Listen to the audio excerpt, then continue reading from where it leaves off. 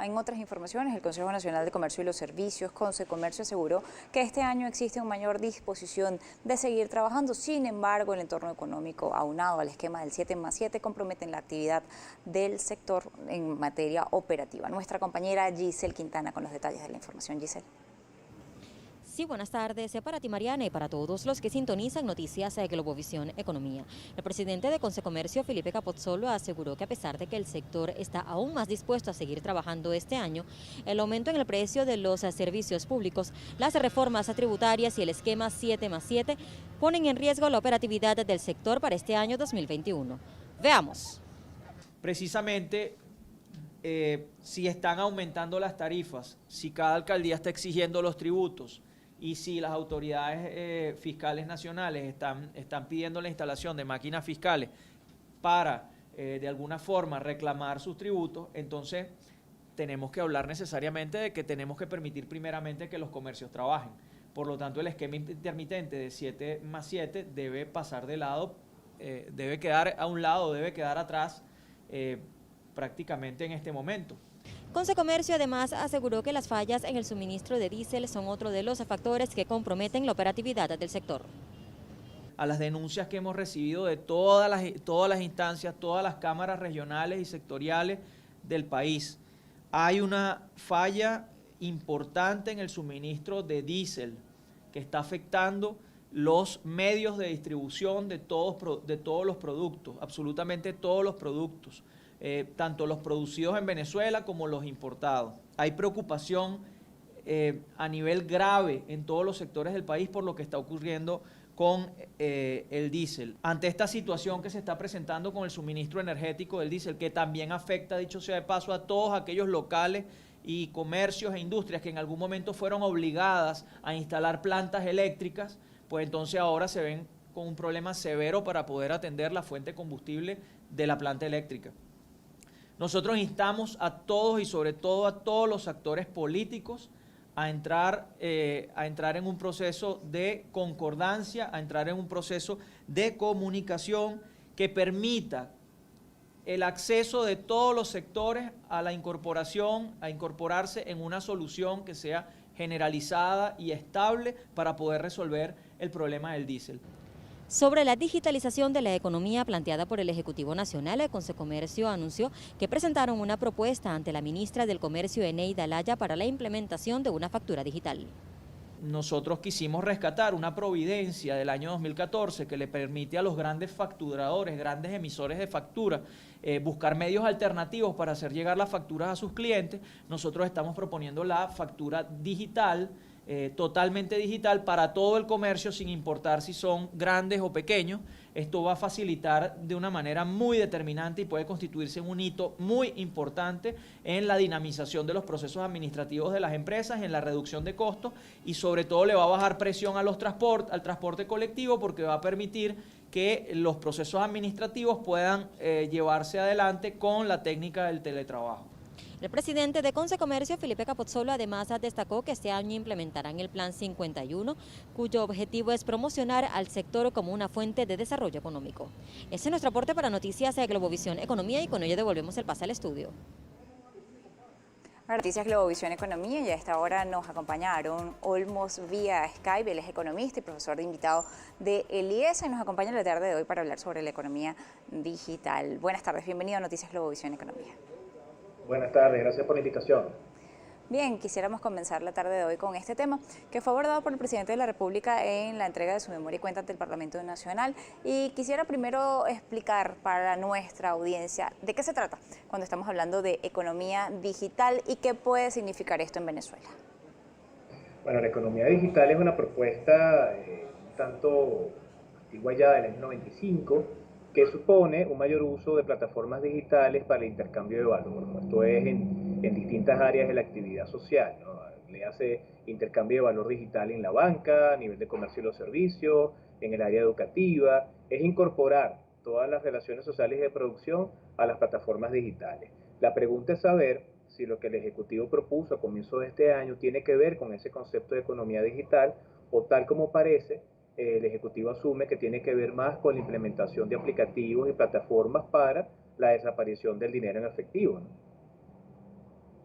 Dentro de esta, o la necesidad de que desaparezca el dinero en efectivo, ya en Venezuela no existe básicamente, hay muchas dificultades para acceder a él, es muy costoso. ¿Sería esta una de las razones o los impulsos que daría el Ejecutivo Nacional tratar de ir por esta vía? Ellos han implementado varios mecanismos, ninguno de estos ha dado total resultado, entre ellos estuvo incluso la propuesta del Petro, que ni siquiera terminó o no ha terminado, mejor dicho, de avanzar en cuanto a lo que es como sistema de pagos dentro del país, su usabilidad.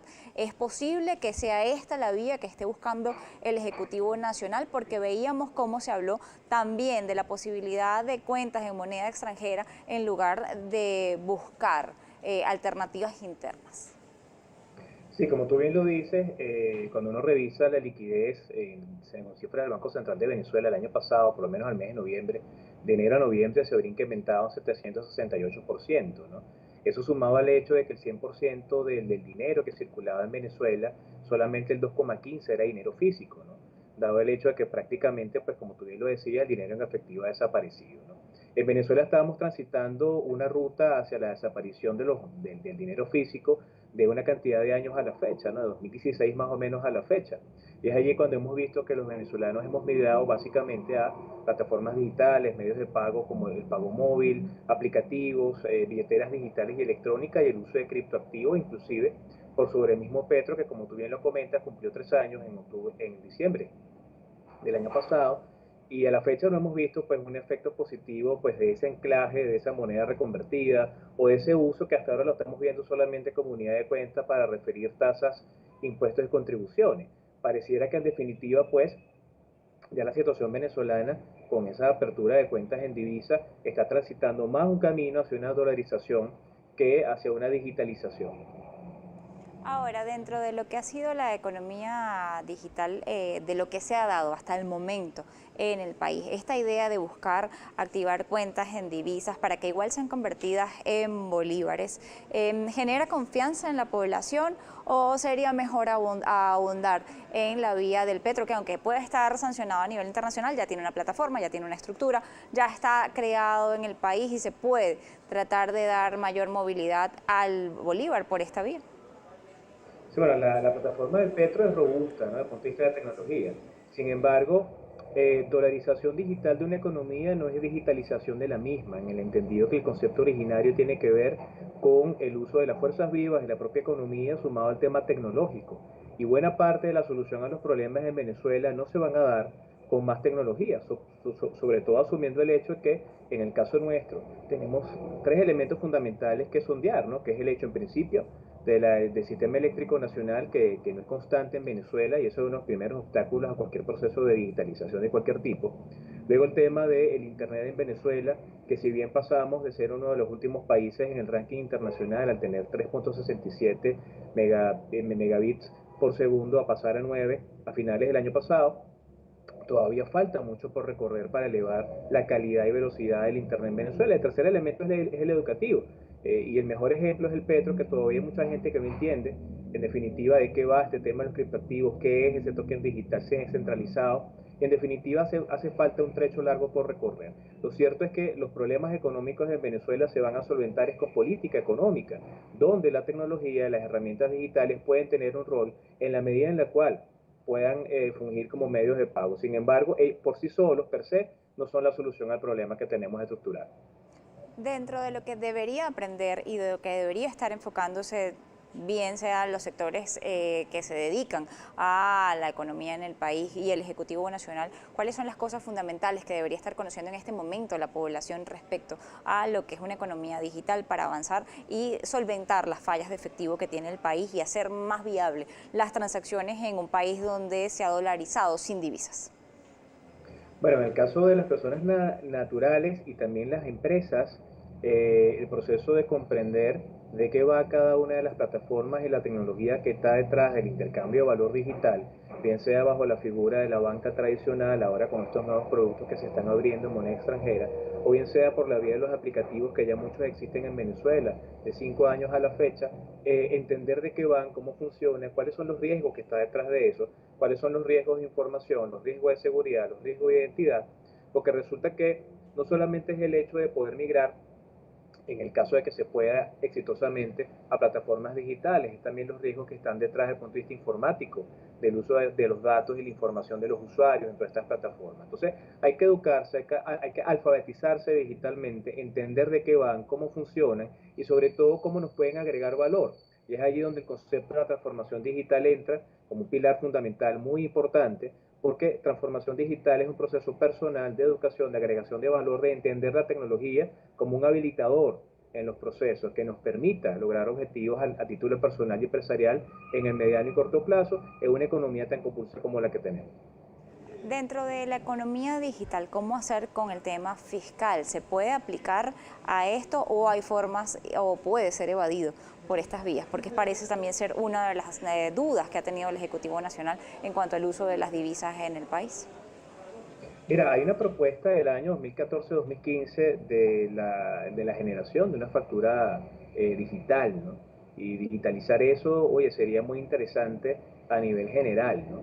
Hay una cantidad de riesgos, evidentemente, ya a título personal, en términos de las transacciones, hay riesgo desde el punto de vista de seguridad de datos, hay riesgo desde el punto de vista de el intercambio de esos datos digitales, y es una de las áreas que hasta ahora no se han tocado y no se han expuesto de un proceso de digitalización. Otra vez, en el caso de que Venezuela comience a transitar hacia ese camino, no solamente es energía eléctrica, internet, educación, son todos los riesgos que están detrás de ir a plataformas digitales para intercambiar valor, bien sea en bolívares, bien sea en criptos, bien sea en moneda extranjera.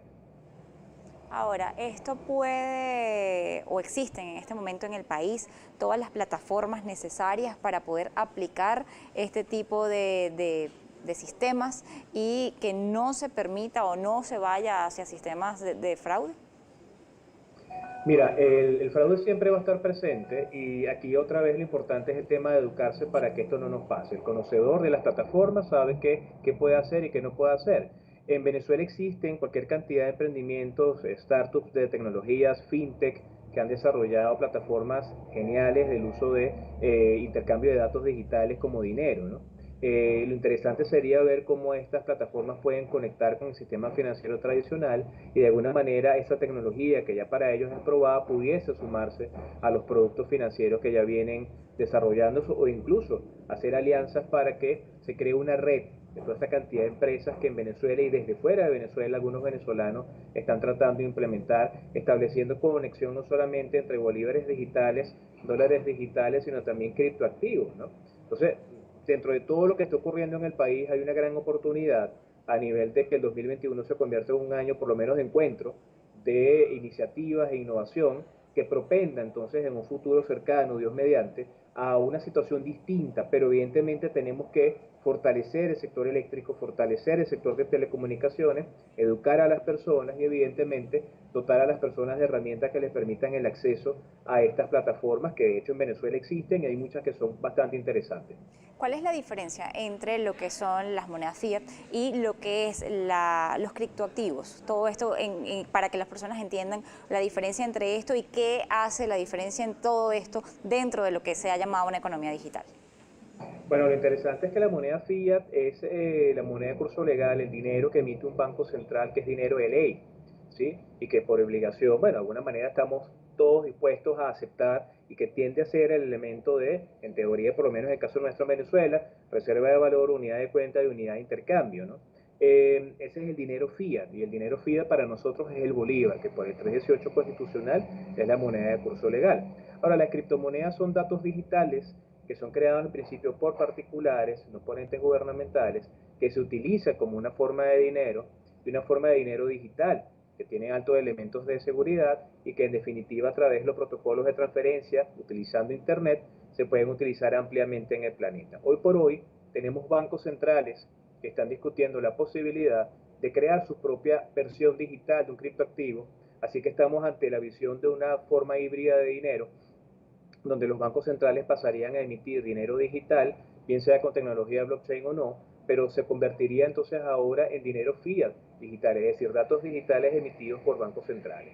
En esa carrera se encuentran una cantidad de bancos, ya más de 46 bancos en el planeta, bancos centrales, y es interesante prestarle atención al concepto de la CBDC, que son las Central Bank Digital Currency, que en los actuales momentos están siendo desarrolladas por algunos bancos, inclusive en pruebas piloto. Entonces, a nivel global, se está dando una gran tendencia hacia la desaparición del dinero físico y el caso de Venezuela es inédito porque estamos llegando a ello no por innovación, sino por necesidad, ¿no? Cuando ya desde el año 2017 el Fondo Monetario y el Banco Internacional de Pagos vienen estudiando estas posibilidades. Entonces, la diferencia es que uno es dinero generado por una entidad central con una autonomía en política monetaria y cambiaria, y otro es un dinero privado generado por particulares de amplia aceptación. Queda la duda generalmente en el intercambio, en las transacciones con criptomonedas respecto a lo que es el rastro de este dinero, a que no se conoce qué está impulsando, por ejemplo, el Bitcoin y qué es lo que lo impulsa al alza o a la caída. ¿Cómo manejar esto dentro de los próximos años? ¿Va a ser un tema? ¿Esto va a seguir avanzando? ¿Se va a poder conocer qué impulsa o qué mueve este tipo de monedas? ¿Cómo ve la situación en Venezuela? ¿Está la gente preparada para este intercambio de monedas digitales? Mira, en el país no estamos tan preparados para esto porque todavía hace falta un mayor nivel de adopción y profundización en términos de qué son los criptoactivos, qué es el dinero inclusive como concepto general, qué es el dinero fiat, qué son los criptos, qué es el dinero digital, ¿no? Es algo que llegó para quedarse, ya Bitcoin tiene 12 años de historia, recientemente cumplido el 3 de enero de este año, ya estamos hablando de una blockchain 2.0 y 3.0, estamos hablando de escalabilidad de proyectos, estamos hablando de creación de contratos inteligentes en plataformas como Ethereum, como EOS, estamos hablando de plataformas de interoperabilidad como Polkadot, estamos hablando de precios de criptoactivos que fluctúan en términos de un mercado en oferta y demanda, donde hay grandes actores que compran y venden criptos todos los días. Estamos hablando de un proceso de generación de unos datos digitales que no dependen de una postura deficitaria de un gobierno en términos de emisión de más moneda, sino que hay unas reglas para la emisión de ese dinero y sobre todo que es una forma de emisión de un dinero que es finito en el tiempo, ¿no? Y que esa escasez que tiene por definición hace que la tendencia del precio histórico siempre sea al alza. O sea, es un paradigma distinto de lo que es la emisión de dinero digital en este caso, y es algo que se va a mantener y que tenemos que comenzar a incorporar dentro de nuestras aulas y de nuestros espacios de estudio, porque es algo indetenible que está pasando y que Venezuela de alguna manera ha entrado de alguna forma con la visión Petro y desde el 2013 con el tema de Bitcoin y local Bitcoin, y que se hace presente en el país y que es algo que va a estar durante muchísimos años acompañándonos. Bien, le agradezco habernos acompañado la tarde de hoy en Noticias Globovisión Economía. Todavía queda mucho que hablar sobre esta materia y esperemos que vaya avanzando en el país. Aaron Olmos, economista, además de profesor invitado del IESA, está con nosotros la tarde de hoy. Nosotros vamos a hacer la pausa y ya volvemos.